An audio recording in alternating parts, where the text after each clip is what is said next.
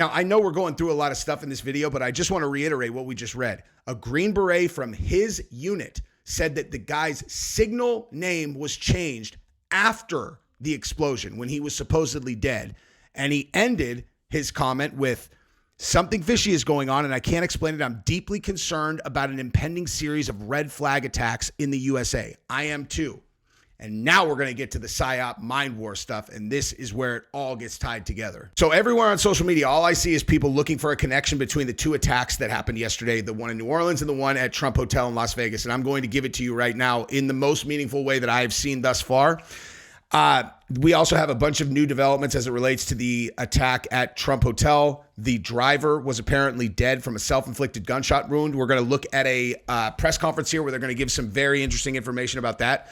And then I'm going to tell you why I think there is a mid to high probability that this guy was a patsy. How could this guy have been a patsy? The car pulls up, he put himself down, and then the car blew up. People are missing a very, very obvious clue right here, and it's right in everyone's face. Now, what else are we going to talk about? The connection between the two. And we already know multiple. A, they both rented from the same company, the two cars that were used in the attacks. B, they both were in the Army, one honorably discharged, the other still active duty. C, both of them came out of Fort Bragg. Okay, does that mean that they were there together? Does that mean they were in the same unit? Not necessarily. However, I am going to show you a specialized unit that is at Fort Bragg that would speak to all of the things that are going on right now. Now, if you feel like you've been psyoped in the last few years, or if you don't know where that term comes from, who wrote the paper on what a psyop is, or what a psy war is, or what mind war is now, and where that unit is, it's in Fort Bragg. Now, when I show you who the author of the paper that is the basis of the entire mind war program, that's going to blow your mind. And when we go through the mind war paper itself, that is the basis of all of that, that's going to blow your mind. This is the paper that is the basis behind the mind war unit, or the entire program itself. And after we get the new facts about the Trump attack, and then we kind of establish the very suspicious nature of all of the connections, and then we start talking about the mind war program at Fort Bragg, and I show you who wrote this paper and who was essentially the godfather of this entire program. If you know who he is, it's going to melt your brain. And if you don't know who he is, once you find out who he is, that's going to melt your brain. But we're going to start with the new information that is coming out about the Vegas bombing, and then I'll explain why people are not in outer space thinking that this guy may be a patsy. Oh, and spoiler, it's Michael A. Aquino is the godfather of this program. Do you guys know who that is? This is him. This is a major, I believe he actually was a colonel by the end of his career. This is the guy who is the godfather of the Psy War program. Yes, that is him in a Church of Satan outfit, because he was the founder of a satanic church while simultaneously being the godfather of all psychological warfare in the modern age in the United States. And wait until you watch this commercial recruiting for the Mind War program at Fort Bragg and see if any of it looks like all of the things that we've been looking at for the last decade since everyone's been paying attention. But like I said, let's start with today's update about the bomber at the Trump Hotel. I remind you that the subject inside wasn't able to be investigated for a very long period of time because he was burnt beyond recognition. And so as we continue to move through this, I'm going to talk a little bit about his identity and what we believe, but I would like to highlight a couple of things that the teams found inside of the CyberTruck that are useful to the investigation. And that, first and foremost, is a military identification. We also found a passport.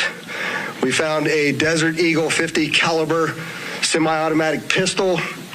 And if you'll notice on a lot of these guns that we're going to talk about here, they're almost just burnt beyond recognition as well. Now, one question that I have right out of the gate is, why did he have both of his IDs on him? Now, is it possible he's going out, maybe he wants to be identified for one reason or another? Yes. Is it possible he was so depressed because he realized he had not subscribed to my channel and rung the bell, so he knew every time that I uploaded that he was like, you know what, I'm going to blow up a CyberTruck in front of Trump Tower? That is highly possible, but you don't have that problem because you've already subscribed, liked this video, and rung the bell. But if you look here at his ID, and then also I'll show you his passport in a second, I mean, this guy was burnt beyond recognition. His body, the only way that they were able to identify him personally was they said they had bits and pieces of a tattoo that he was known to have on his torso. Like, his body was so burned that you could only see tiny little bits of tattoos that he had, big tattoos. So again, his passport survived, his driver's license survived. Is that like major evidence of any kind of weird, I don't know, inside job, foul play? No, but notable that he had both of them on there, and then notable that they both survived. Now, further complicating this identification of this individual, we also discovered through the coroner's office that the individual had sustained a gunshot wound to the head prior to the detonation of the vehicle. One of the handguns was found at his feet inside of the vehicle. Obviously, in how we're trying to identify him, and I'm feeling comfortable to give you this information, is a tremendous amount of substantial evidence, to include he rented the Turo vehicle. There are 2 tattoos, one of which was on the stomach and one of which is on the arm, that we can see bits and pieces of it as in comparison to what it is that we now know he had on his body. That has given us a lot of confidence that this is, in fact, the same person. So what confirmation do you have that it's the same guy? Bits and pieces of the tattoo, like I said. And now you know that he was shot in the head with a gun in between his legs in the car, which, as you guys saw, they were all burnt to a crisp. But again, IDs made it through. But here is the big question that everybody should ask themselves, okay? What do CyberTrucks do that other cars do not do? That's right. They drive themselves. Now, real quick, I want to thank the sponsor of this video, Yo Kratom. If you're a Kratom user and you use daily and you want to buy in bulk, you go to yokratom.com, $60 kilograms, incredible quality, incredible selection, and it gets to you in 2 days. The shipping is as reliable as Amazon. I will continue to support them as long as I live because I use the service myself. We're not just talking about set something up to drive itself on the freeway. You're talking full self-driving. Punch in an address and the vehicle will go from where you are to that address and park.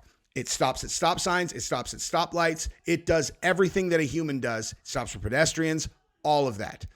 And so obviously what could have happened is you put a guy down and then you self-drive the car to the place that you want to detonate this bomb. And then boom, you have a patsy. And again, you happen to have a patsy that comes from the same fort in the same branch of the military, then use the same rental car company to rent both vehicles that were used in both of these crimes. I'm literally getting sent this while I'm filming this video, so this is just in right now. Matthew Livesberger, aka Matt Berg, changed his signal safety number just before the explosion, and then his photo and safety number changed after the explosion.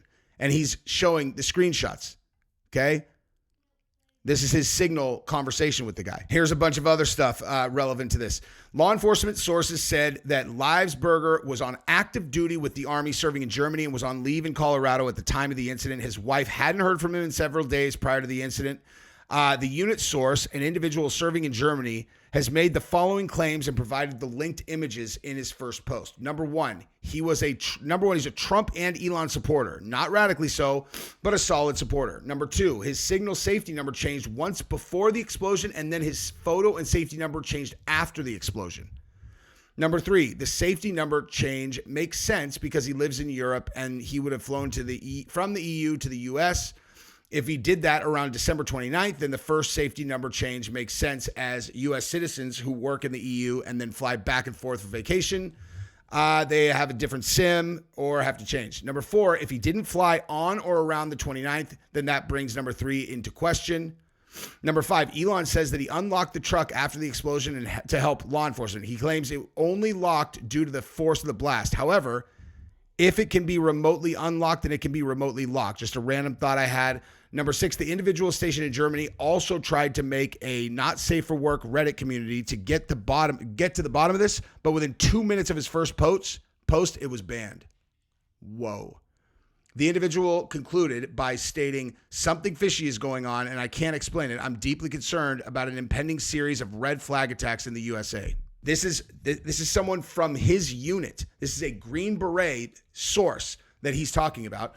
And I'm just going to read you number six again. The individual stationed in Germany also tried to make a not safe for work Reddit community to get to the bottom of this, but within 2 minutes of his first post, it was banned. The individual concluded by stating, something fishy is going on and I can't explain it. I'm deeply concerned about an impending series of red flag attacks in the USA. Be kind to your neighbors. And I am very afraid of that also, but that is very, very scary. Now, let's listen to them say what they're willing to go on the record about related to the connections between the two cases, and then we're going to go to the mind war stuff in Michael Aquino. That are similar to the attack in New Orleans. We do know that our subject here served in the military. In fact, he's a current member of the military.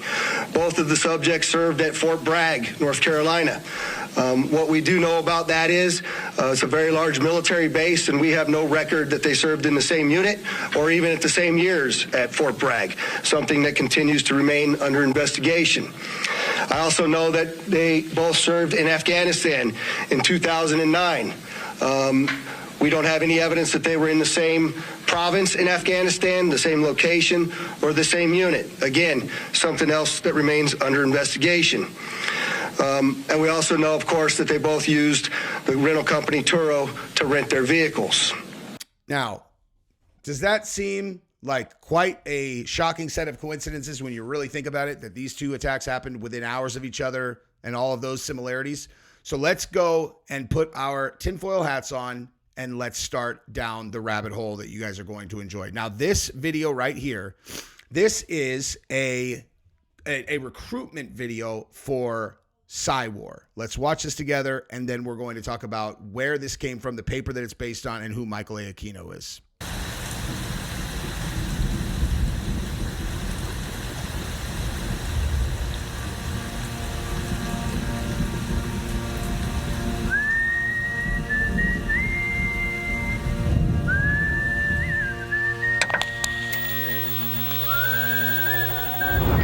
As the world watches and listens in horror, the peaceful pro-democracy demonstration in China comes to a violent and bloody end. Mr. Gorbachev, tear down this wall.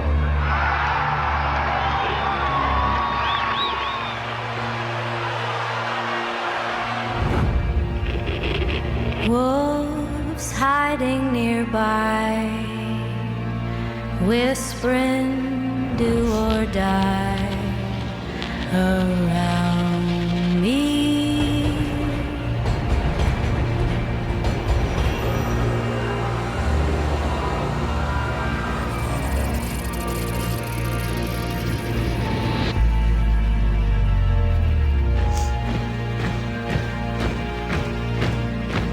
You say your last good night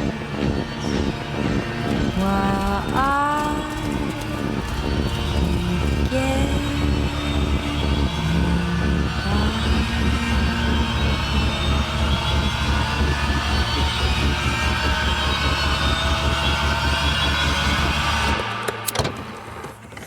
There is another very important phase of warfare. It has as its target not the body, but the mind of the enemy. The target of psychological warfare is against the enemy's mind. It is words and ideas. The ammunition used by Cywar.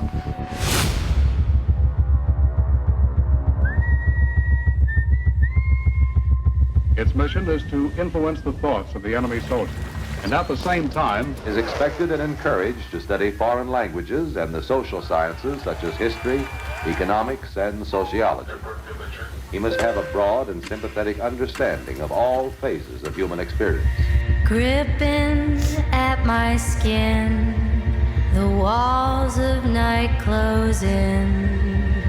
but the use of this force as an integral part of combat has now taken on new form. As I wait to say my last goodbye.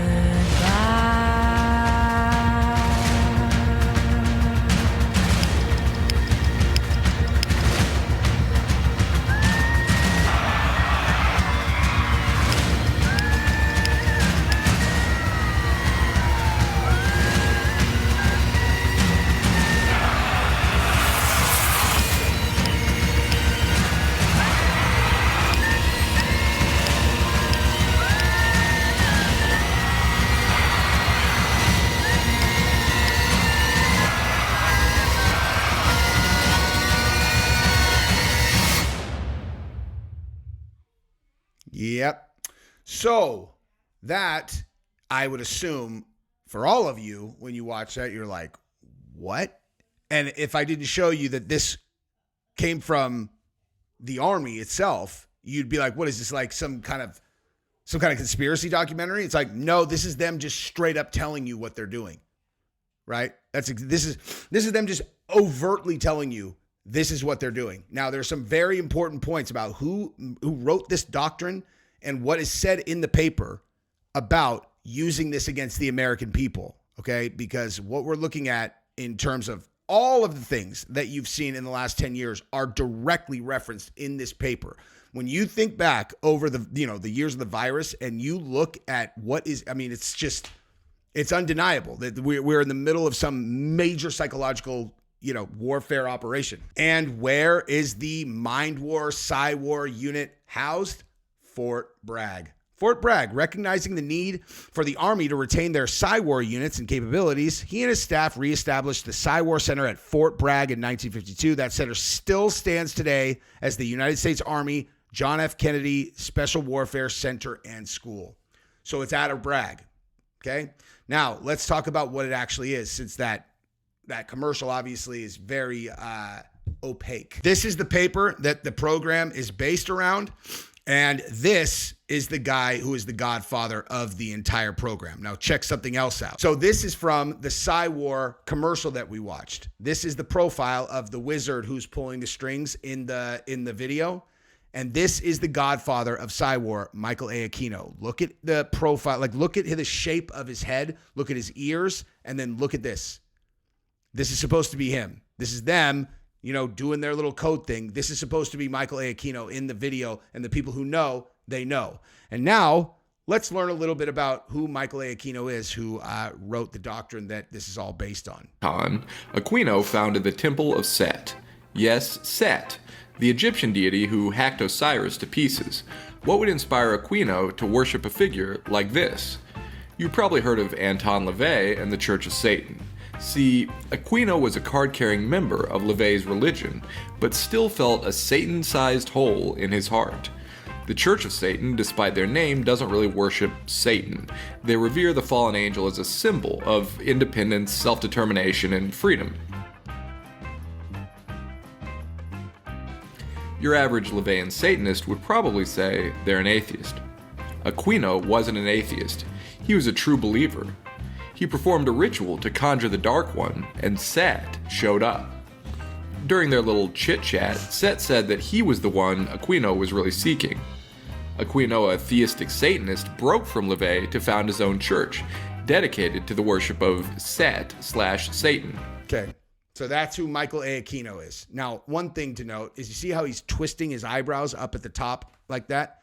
That is a dead giveaway of these high-ranking Satan people. Now, I could do a whole other video, and probably should, on that, especially related to some of the prominent members who were in the United Kingdom during the same period when he was running things here. But that's for another video. Now, this is what we're talking about, though, for right now. This is the paper that the entire Mind War program is based off of, written by Michael A. Aquino. Okay, I want to read you just some parts of this, just so that you can understand what we're talking about, and the fact that this is run out of Fort Bragg being such an important potential, kind of flag where you're like, oh, we all can feel we're in the middle of some kind of psyop. And both these guys are from Fort Bragg, and this is where this entire thing is run out of. So the title of the paper is From PSYOP to Mind War, The Psychology of Victory. Now, to summarize this introduction, essentially what he says, and Michael A. Aquino wrote this personally. He was the Lieutenant Colonel of Military Intelligence in 2003 when he wrote this part.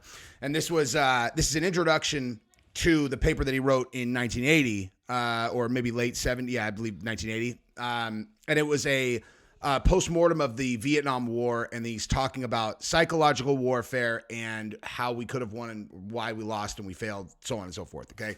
So certain things that I picked up on where I was like, oh, wow, that seems relevant. So when he's describing how you win in a mind war, okay, you seize control of all of the means by which the government and populace process information to make up their minds, and you adjust it so that those minds are made up as you desire. Now, if I were to take that sentence right there and apply it to things that have happened recently, I might point to all the crazy town during the pandemic, which clearly seemed like there were some much bigger goals at play here than, hey, everybody stay indoors for a minute, It was like, all right, everybody stay indoors until we can break you down, get you to inject this thing, take on digital IDs. We get to control all of these different things. We print $10 trillion. We potentially destroy the economy. We turn, Canada and Australia and these other countries that are playing ball with us fully into tyrannical fascist, lockdown states where people can't come in or out if you don't. I mean, they were trying to completely change the world. And how did they do that? Through capturing all forms of information and distribution and then controlling the narrative. Now, did it work as well as they had hoped? Absolutely not, because you can't silence everyone, right? They tried, but when Elon bought Twitter, that completely shattered their business model, right? So this is literally the very beginning of this paper where they're saying you seize control of all the means by which the government and populace process information, and they blew up a CyberTruck. I mean, if it was that, they blew up a CyberTruck. Elon, CyberTruck, bought X, broke their entire system, okay? So now I will say that in this paper, this is written from the perspective of the United States trying to win a war against a foreign enemy, and they are very clear in this that this should not ever be used against the American people, and that it should be used only in the form of truth. However, somewhere along the line, clearly they are taking what is in this paper and they have changed their minds. And maybe they're telling themselves some ridiculous story. Oh, Donald Trump is a clear and present danger to the world order, and so we're going to turn it against the American people and the people who support him. I mean, that is a conversation that would make perfect sense to me for how this would be potentially happening. Now, at the beginning of this, when he lays out why he's a believer in this, he makes excellent points, right? He says that ordinary warfare is characterized by a lack of reason. The antagonists just maim or kill each other's people and steal or destroy each other's land until one side is hurt so badly and they give up. After such a war, there's lasting misery, hate, and suffering. The only loser in mind war are war profiteers, companies and corporations who grow fat on the orders for helicopters, tanks, guns, munitions, etc. Consequently, what was referred to as the military-industrial complex. Okay, now again, if what we're talking about is using this against foreign adversaries so that we don't have to go to actual war, then okay, Now, he's talking about in the 80s. When the way that it was used in the Gulf War and the 2003 invasion of Iraq, in both instances, extreme psyop was directed both against the object of the attack and upon U.S. domestic public perception and opinion. In 2003, to the extent of embedding journalists with military units to inevitably channel their perspectives and perceptions. So right there, it can't be used against the American people. And then right out of the gate, they're like, but we do, but we absolutely do. And that's 20 years before, they really went for the gusto. Now, this right here is one of the most important things that I read in here, because it's exactly what happened to them in the pandemic years. Okay. Therein lies the Achilles heel of mind war, invoking it as it does the most intense emotions and commitments of its audiences. It must deliver the goods as they are judged by the target audience. He bolded that. They are judged by the target audience. If the ethical values of those audiences are not respected, if mind war is used only in the service of ulterior motives and objectives, the resulting disintoxication can be socially shattering. Does that sound like anything that you have experienced in your own life? You feel like you got psyop for a handful of years there and then literally just shattered your faith in our entire society and the structures that hold it up? Because when I read that, I was like, okay, there you go. Jackpot. Now, I'm obviously not going to read this entire paper to you. I highly encourage that you guys look it up. I showed you guys the title earlier. It is From Psyop to Mind War, The Psychology of Victory. Okay.